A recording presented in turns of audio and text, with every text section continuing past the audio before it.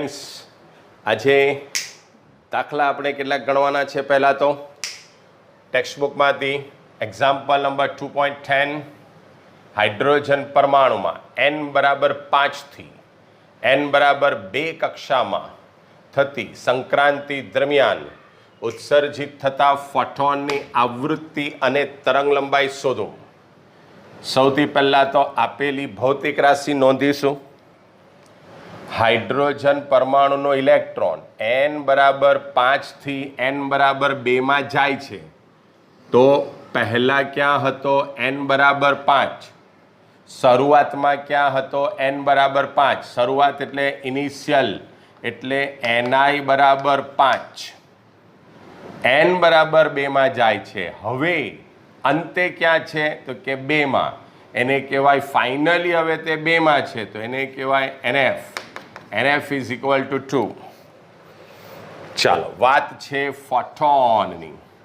જ્યારે પણ ફોટોન અને પ્રકાશ એવો કોઈ બી શબ્દ આવે, બરાબર, ફોટોનની વાત આવે, પ્રકાશની વાત આવે, ત્યારે હંમેશા લખી જ દેવાનું ફોટોનનો વેગ c બરાબર 3 ગુણ્યા 10⁸ મીટર ઇન્ટુ સેકન્ડ ઇન્વર્સ. આટલી વસ્તુ આપેલી છે. આવૃત્તિ અને તરંગ લંબાઈ શોધવાની છે. ચાલો પહેલાં કામ કરીએ, આવૃત્તિ શોધવાનું. ઓકે, એને માટે આપણી પાસે સૂત્ર છે મિત્રો. આવૃત્તિ ન્યૂ બરાબર 3.29 into 10⁻15 into 1/ni square into 1/nf square બરાબર. તો 3.29 ગુણ્યા 10⁻15 છેદમાં 1/ni નો વર્ગ એટલે 5 × 25 ઓછા NF નો વર્ગ એટલે 2 નો વર્ગ, 2 દુ 4, 5 નો વર્ગ 25, 2 નો વર્ગ 2 દુ 4. અંદર લસા લેવું પડશે તમારે, એટલે 3.29 ઇન્ટુ 10⁻15 ઇન્ટુ 25 ચોક 100, લસા 100 થશે. આને 4 વડે આને 25 વડે ગુણીએ તો 4 × 4 ઓછા 25 બરાબર 3.29 ગુણ્યા 10⁻15 કૌંસમાં -21 છેદમાં 10 નો વર્ગ, 100 ને બદલે હું 10 નો વર્ગ લખું, બરાબર 3.29 ગુણ્યા 10⁻15 ગુણ્યા -21 છેદમાં પેલો 10 નો 2 ઘાત બરાબર 3.29 ગુણ્યા 21 બરાબર 69.09, પણ માઇનસ આવશે. 69.09 ઇન્ટુ 10⁻15માંથી 2 જાય તો કેટલા? 13. બરાબર. ચાલો, હવે આ જે દશાંશ છે તે દશાંશને જો આપણે એક સ્થાન ડાબી બાજુ ખસેડીએ તો -6.909 બરાબર ગુણ્યા 10 હવે મેં એક સ્થાન ખસેડ્યું એટલે 1, અને ડાબી બાજુ ખસેડું તો +1, એટલે ઘાતમાં મારે +1 કરવાના, તો 13 ને 1 14, આટલા હર્ટ્ઝ આવૃત્તિ થાય. બરાબર. તો આ પહેલો જવાબ તમને મળી ગયો. અને તે -6.909 ઇન્ટુ 10⁻14 હર્ટ્ઝ. માઇનસ એટલા માટે કે વિકિરણ ઉત્સર્જિત થાય છે. શું થાય છે? વિકિરણ ઉત્સર્જિત થાય છે. બરાબર. ચાલો, તો આ થઈ વાત આવૃત્તિ વિશેની.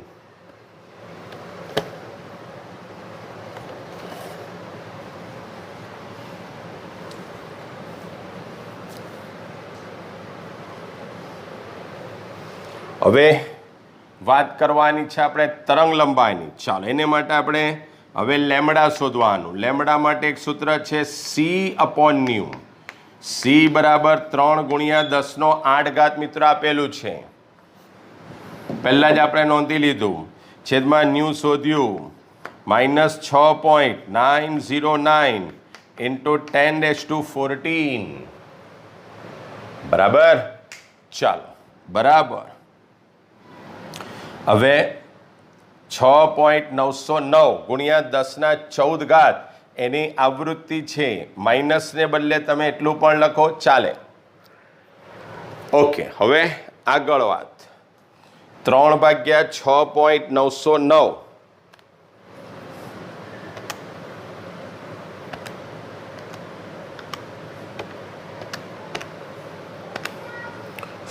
0.4342 ઇન્ટુ 10⁸8-14. બરાબર. આ જે 14 છે તે ઉપર જશે તો શું થઈ જશે? માઇનસ. એટલે જવાબ તમારો ઘાતમાં આવશે માઇનસ. 14માંથી 8 જાય તો 6 એટલે -6. ઓકે, તો આટલા શું થશે? મીટર. આટલા શું થશે? મીટર. હવે એને તમે ધારો તે એકમમાં ફેરવી શકો. બરાબર. ઓકે, દાખલા તરીકે એની જો વાત કરીએ તો આ એકમને તમે નેનોમીટરમાં ફેરવી શકો, એને તમે પિકોમીટરમાં ફેરવી શકો, એને તમે એંગસ્ટ્રોમમાં ફેરવી શકો. બહુ સહેલી રીત છે. રકમ છે તે પહેલાં ધ્યાનમાં રાખવાની. બરાબર. દાખલા તરીકે 0.4342 ઇન્ટુ 10⁻6. 0.4342 ઇન્ટુ 10⁻6. 0.4342 ઇન્ટુ 10⁻6. જે મૂળ રકમ છે તે મેં લખી દીધી. હવે નેનોમીટરમાં ફેરવવું હોય તો ગુણ્યા 10⁹. પિકોમીટરમાં ફેરવવું હોય તો ગુણ્યા 10⁻12. એંગસ્ટ્રોમમાં ફેરવવું હોય તો ગુણ્યા 10⁻10 કરી દેવાનું અને સાદુરૂપ આપી દેવાનું. બરાબર. ઓકે, તો આ પ્રમાણે આવૃત્તિ અને તરંગ લંબાઈ શોધી શકાય. બરાબર. Example number 2.11. He+ની He+ એક ઇલેક્ટ્રોન ધરાવતું આયન છે. તેની પ્રથમ કક્ષા માટે સંકળાયેલ ઉર્જા ગણો. કક્ષાની ત્રિજ્યા કેટલી થશે? ખરેખર એમાં ઉર્જા અને ત્રિજ્યા બે વસ્તુ ગણવાની છે. પ્રથમ કક્ષા એટલે n બરાબર કેટલા? 1. બરાબર. હવે પહેલું તો તમારે શોધવાનું છે ઉર્જા. ઉર્જા E બરાબર -RH ઇન્ટુ અહીંયા તત્વ જ્યારે આવે ને ત્યારે અંદર Z² યાદ રાખવાનું સૂત્રમાં. Z²/n². બરાબર. -2.18 ગુણ્યા 10⁻18 કૌંસમાં હિલિયમ, હાઇડ્રોજન હિલિયમ એટલે એનો પરમાણુ ક્રમાંક 2 એટલે 2² છેદમાં n² એટલે 1² બરાબર 1. -2.18 ગુણ્યા 10⁻18 ગુણ્યા 2 દુ 4 ઇઝ ઇક્વલ ટુ માઇનસ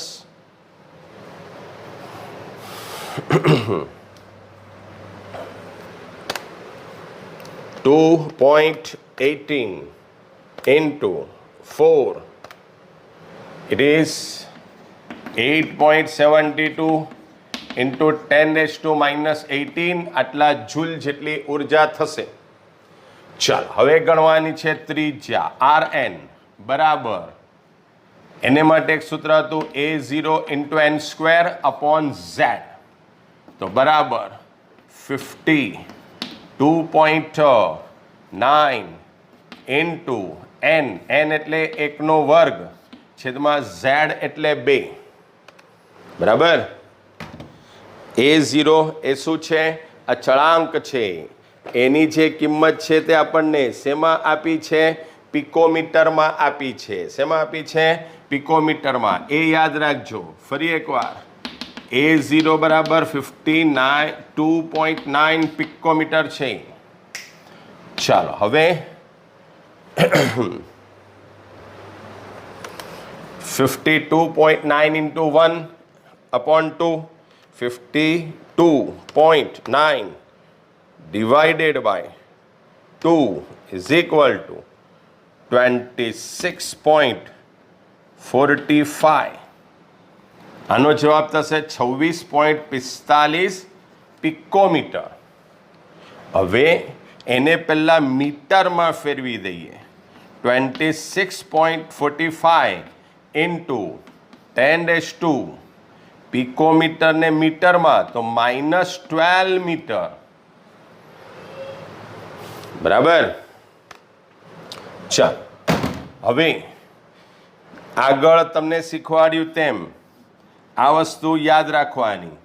એને તમારે NMમાં ફેરવી છે, PMમાં ફેરવવું છે, એંગસ્ટ્રોમમાં ફેરવવું છે. જેમાં જોઈએ તેમાં તમે જવાબ આપી શકો. પહેલાં મૂળ રકમ લખી દેવાની. 26.45 ઇન્ટુ 10⁻², 26.45 ઇન્ટુ 10⁻², 26.45 ઇન્ટુ 10⁻². આ જે મૂળ રકમ છે તે લખી દીધી. હવે નેનોમીટરમાં ફેરવવું છે તો 10⁹. અહીંયા મીટર છે, મીટર હોય તો એટલે પહેલાં મીટર ફેરવવું પડે મીટરમાં. 10⁹. પિકોમીટર એટલે ગુણ્યા 10⁻12. -12 કેન્સલ થઈ જાય એટલે જવાબ જ 26.45 આવી જાય. એંગસ્ટ્રોમ એટલે ગુણ્યા 10⁻10. ત્યાર પછી તમારે સાદુરૂપ આપી દેવાનું એટલે તમને જોઈતો જવાબ આવી જાય. બરાબર. ચાલો બીજો એક દાખલો.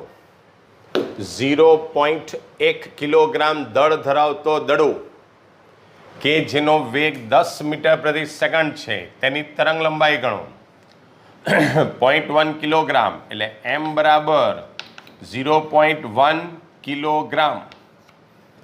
m એટલે માસ એટલે દળ. દળ માટેની સંજ્ઞા શું છે? Small m. તો 0.1 અને kg એટલે કિલોગ્રામ. kgમાં કે આપણે સ્મોલ લખીએ છીએ. ચાલો હવે જેનો વેગ એટલે કે v, વેગની સંજ્ઞા શું છે? v. તો v બરાબર 10 મીટર પ્રતિ સેકન્ડ. સેકન્ડ ઇન્વર્સ એટલે પ્રતિ સેકન્ડ. વેગનો એકમ મીટર પ્રતિ સેકન્ડ, ms ઇન્વર્સ. તરંગ લંબાઈ શોધો એટલે કે શું શોધવાનું છે? લેમ્બડા. તો બહુ સરળ દાખલો છે. લેમ્બડા બરાબર h/mv. બોલો કયું સૂત્ર છે આપણી પાસે? લેમ્બડા બરાબર h/mv. h એટલે પ્લાન્કનો અચળાંક. બરાબર. તો એની કિંમત બી આપણને ખબર જ છે. h બરાબર 6.626 ગુણ્યા 10⁻34 જૂલ ઇન્ટુ સેકન્ડ. બરાબર. h 6.626 ગુણ્યા 10⁻34 છેદમાં m 0.1 ગુણ્યા v. v એટલે 10. બરાબર. ઓકે. 0.1 એટલે 1/10. 10 આ બંને કેન્સલ જ થઈ જશે. બરાબર. આનો જવાબ જ 1 થઈ જશે. એટલે તમારો જવાબ 6.626 ગુણ્યા 10⁻34 હવે થશે મીટર. બરાબર. એને તમે ઈચ્છો તે એકમની અંદર ફેરવી શકો. બરાબર. આગળ તમને શીખવાડ્યું છે તે જ રીતે અહીંયા મીટર આવી ગયું એટલે એને ગમે તે એકમમાં ફેરવાય. નેનોમીટર, પિકોમીટર, એંગસ્ટ્રોમ કોઈ બી એકમમાં ફેરવી શકાય. Example number 2.13. બરાબર. ઇલેક્ટ્રોનનું દળ 9.1 ગુણ્યા 10⁻31 કિલોગ્રામ છે. m is equal to 9.1 into 10⁻31. Okay. ચાલો ગતિજ ઉર્જા પાછળ એકમ જરાક જોજો. ગતિજ ઉર્જા બરાબર 3 ગુણ્યા 10⁻23 જૂલ. જૂલ એટલે કે તે ઉર્જાનો આપણને એકમ દર્શાવે છે, બરાબર. ઓકે, તો શું તમને કિંમત આપી છે? ગતિજ ઉર્જાની 3 ગુણ્યા 10⁻25,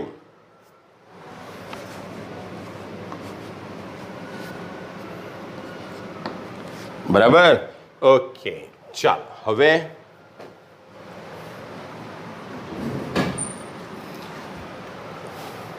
અહીંયા તમને આપી છે ગતિજ ઉર્જા. ગતિજ ઉર્જા આપી હોય તેનું સૂત્ર યાદ રાખવાનું, E બરાબર 1/2 mv². તો માટે 1/2 mv² બરાબર E થાય ઉર્જા. તો માટે v² બરાબર 2 ઉપર જાય એટલે 2 ગુણ્યા E અને m ક્યાં જશે? નીચે.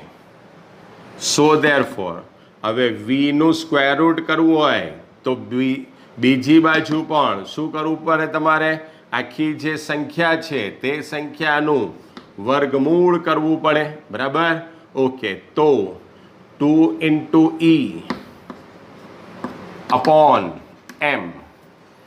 ચાલો તો v પહેલા શોધી કાઢીએ. તો માટે v બરાબર વર્ગમૂળમાં 2 ગુણ્યા ઉર્જા આપી છે 3 ગુણ્યા 10⁻25 -25 છેદમાં દળ 9.1 × 10⁻31 કિલોગ્રામ બરાબર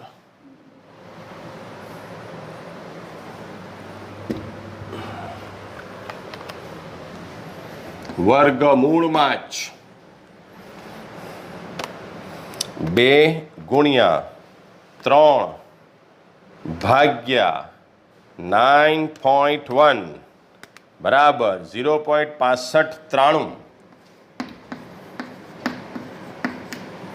ઇન્ટુ 10⁻25 ઉપર -31 ઉપર જાય એટલે 31 -25 એટલે થશે 10⁻6. હવે 10⁻6 નું વર્ગમૂળ એટલે ગુણ્યા 10⁻3. હવે તમારે ખાલી આ સંખ્યાનું વર્ગમૂળ કાઢવાનું થશે 0.8119 × 10⁻3 approximately equal to 0.812 × 10⁻3 metre per second inverse, metre into second inverse. ચલો હવે શોધવાની છે આપણે તરંગ લંબાઈ. તરંગ લંબાઈ માટેની સંજ્ઞા છે લેમડા. સૂત્ર અહીંયા યુઝ કરીશું કયું? h/mv, કારણ કે આ બધી વસ્તુ આપી છે. h 6.626 ગુણ્યા 10⁻34 ઇન્ટુ હવે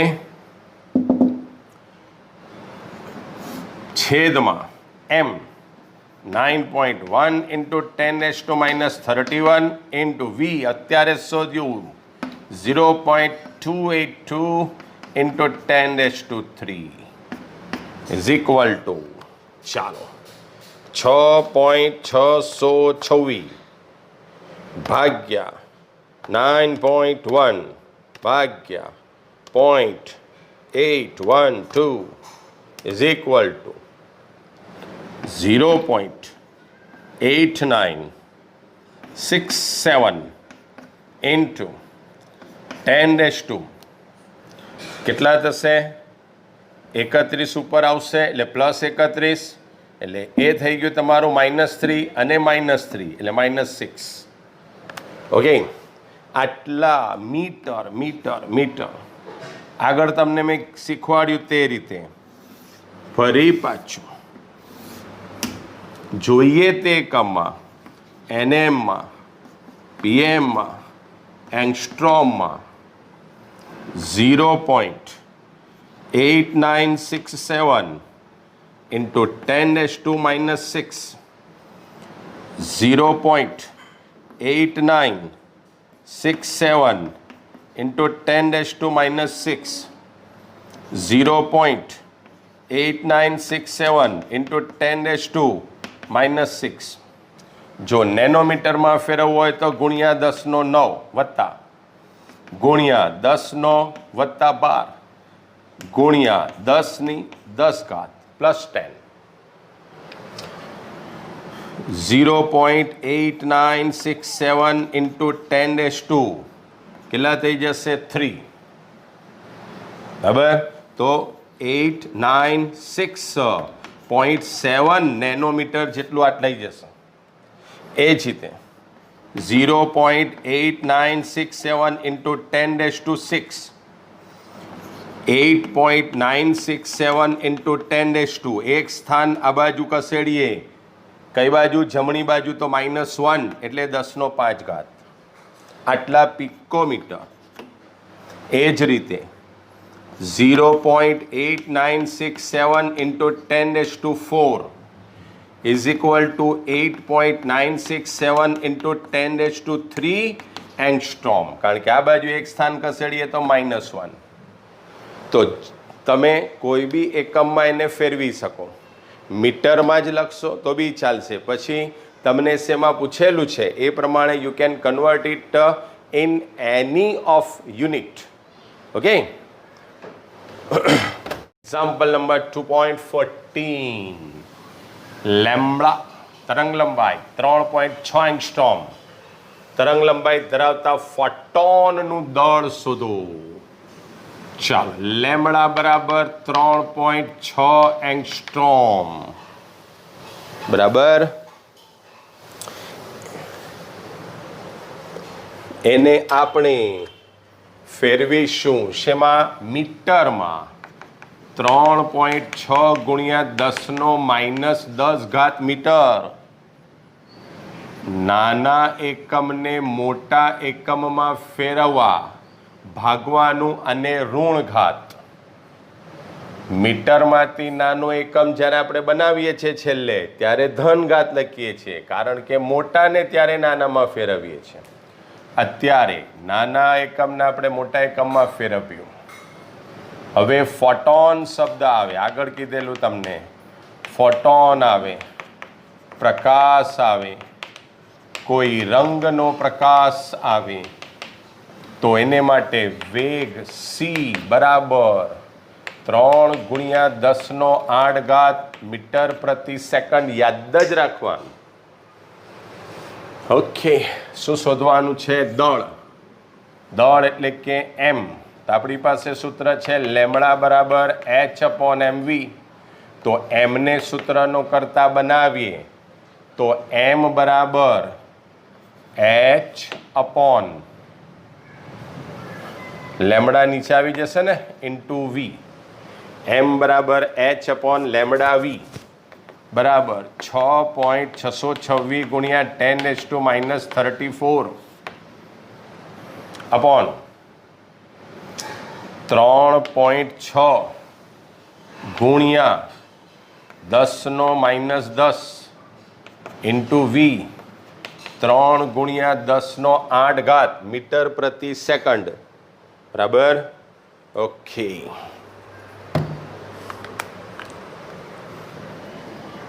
બરાબર 6.626 ભાગ્યા 3.6 ભાગ્યા 3 બરાબર 0.6135 ઇન્ટુ 10⁻34 -10 ઉપર જાય તો +10 અને આ થઈ જાય -8. 0.6135 ઇન્ટુ 10⁻10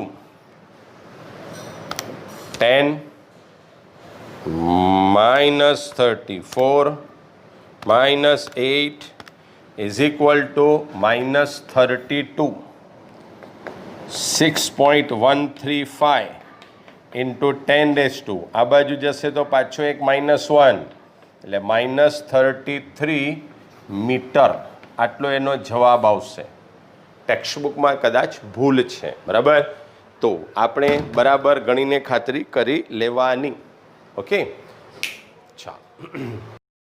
ઓકે મિત્રો, આજે આપણે એક બીજી અગત્યની ચર્ચા કરવાની છે અને તે હાઇઝનબર્ગનો અનિશ્ચિતતાનો સિદ્ધાંત. કોનો? હાઇઝનબર્ગનો અનિશ્ચિતતાનો સિદ્ધાંત. એ શું છે તો કે આ જે સિદ્ધાંત છે તે સિદ્ધાંત હાઇઝનબર્ગ નામના વૈજ્ઞાનિકે આપ્યો કે જે દ્રવ્યના દ્વૈત વર્તણૂક પર આધારિત હતું, બેવડા સ્વભાવ પર આધારિત હતું. જે આપણે તારવી ગયા કે દ્રવ્ય અને કણ અને તરંગ પ્રકૃતિ છે. તો આ સિદ્ધાંતના આધારે હાઇઝનબર્ગે અભ્યાસ કર્યા અને એક નિયમ આપ્યો. તે નિયમ એ કે એક જ પ્રયોગમાં એક સાથે ઇલેક્ટ્રોનનું સ્થાન અને તેનું વેગમાન નિશ્ચિત રીતે માપી ન શકાય. એ માપનમાં કંઈક ને કંઈક ત્રુટિ, કંઈક ને કંઈક ખામી રહી જાય છે. બરાબર? એટલે જો તમે સ્થાન નક્કી કરવા જાઓ તો એનું વેગમાન બરાબર ન માપી શકાય. વેગમાન નક્કી કરવા જાઓ તો એનું સ્થાન માપી નહીં શકાય. ચોક્કસ પરફેક્ટ જે કહેવાય ને તે માપન તમને નહીં મળે. એટલે બેમાંથી કોઈ બી એક માપન ચોક્કસ મળે, બીજું આ ચોક્કસ થઈ જાય. એ ત્રુટિ અલગ અલગ પ્રયોગો દ્વારા ગણી અને એના ઉપરથી તેમણે એનું મૂલ્ય પણ નક્કી કરી નાખ્યું. એમણે સૂત્ર આપ્યું delta x into delta P X greater than or equal to h/4π જેટલું હોય છે. બરાબર? સ્થાનની અનિશ્ચિતતાનું મૂલ્ય h/4π કે તેના કરતાં વધુ હોય છે. ચાલો, હવે આપણને ખબર છે તેમ P બરાબર વેગમાન અને P બરાબર વેગ ગુણ્યા દ્રવ્યમાન એટલે mv. સો ધેરફોર આ કિંમત સમીકરણમાં મૂકીએ તો delta x into delta mv greater than or equal to h/4π. હવે કોઈ પદાર્થનું દળ તો નહીં જ બદલાય, એટલે delta x into delta v x, એક્સના સંદર્ભે, એના સ્થાનના સંદર્ભે, into m greater than or equal to h/4π. એમને બીજી બાજુ લઈ જઈએ તો delta x into delta v x બરાબર greater than or equal to h/4m π. એમ નીચે આવી જશે. તો બે સૂત્રો તમને મળ્યા.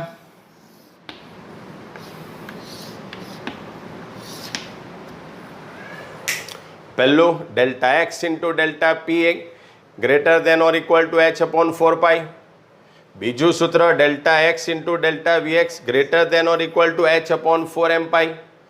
અહીંયા એવું પણ આપણે કહી શકીએ કે એક જ સમયે એક જ પ્રયોગ દ્વારા ઇલેક્ટ્રોનનું સ્થાન અને ઇલેક્ટ્રોનનું વેગ બંને ચોક્કસપણે માપી ન શકીએ. સ્થાન એકદમ ચોક્કસ માપવા જઈએ તો વેગ બદલાઈ જાય, વેગ એકદમ ચોક્કસ માપવા જઈએ તો સ્થાન બદલાઈ જાય, એ અચોક્કસ થઈ જાય. કારણ કે એ ઇલેક્ટ્રોનનું અવકાશમાં સ્થાન માપવા માટે તમારે ફરી પાછા ચોક્કસ તરંગ લંબાઈના વિકિરણનો ઉપયોગ કરવો પડે. અને આપણી પાસે સૂત્ર છે m is proportional to 1/λ. બરાબર?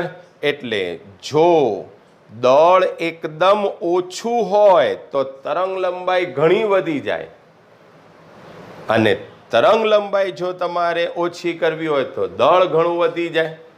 બરાબર? એટલે કોઈ પણ પ્રયોગ દ્વારા બિલકુલ પરફેક્ટ વેગ અને સ્થાન એકસાથે જાણી ન શકાય. ખાસ કરીને ઇલેક્ટ્રોનને આ નિયમ લાગુ પડે છે. દ બ્રોગલીની જેમ એ જ વાત કે આ જે નિયમ છે તે સૂક્ષ્મ કણને લાગુ પડે, as for example electron, proton, neutron. પરંતુ આ નિયમ સ્થૂળ અથવા તો વધુ દળવાળા પદાર્થને લાગુ ન પડે. પાછી એ જ વાત, ક્રિકેટના દડાને પણ આ સિદ્ધાંત લાગુ ન પડે. એટલે આ જે સિદ્ધાંત છે તે સિદ્ધાંત માત્ર ને માત્ર કોને લાગુ પડે? ઇલેક્ટ્રોન જેવા અપરમાણવીય કણોને. એને કહેવાય હાઇઝનબર્ગનો અનિશ્ચિતતાનો નિયમ. હાઇઝનબર્ગનો આ જે સિદ્ધાંત છે તે દ બ્રોગલીના સિદ્ધાંત આધારિત છે અને તે ઇલેક્ટ્રોનની પ્રક્ષેપ પથની જે થિયરી છે એને નકારી કાઢે છે. કઈ થિયરીને? પ્રક્ષેપ પથની થિયરીને નકારી કાઢે છે અને ઇલેક્ટ્રોન વર્તુળાકાર માર્ગે ગતિ કરે છે એ આપણને નિશ્ચિતપણે કહે છે. ઓકે, તો આ થઈ વાત હાઇઝનબર્ગના સિદ્ધાંત વિશેની.